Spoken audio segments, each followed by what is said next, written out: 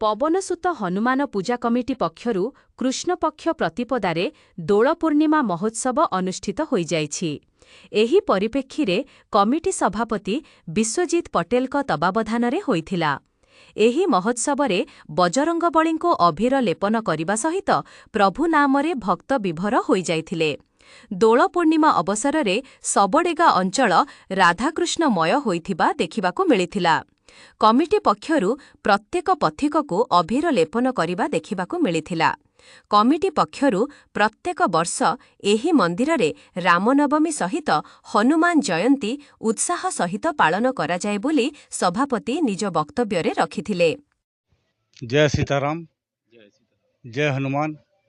आज आमर सबडेगार आम हनुमान मंदिर ठारे आम होली पर्व पालन करुछु। समस्ते मिलमिशि आम जी कमिटी सभ्य अच्छा समस्ते आम मिलमिशि पालन करुछु।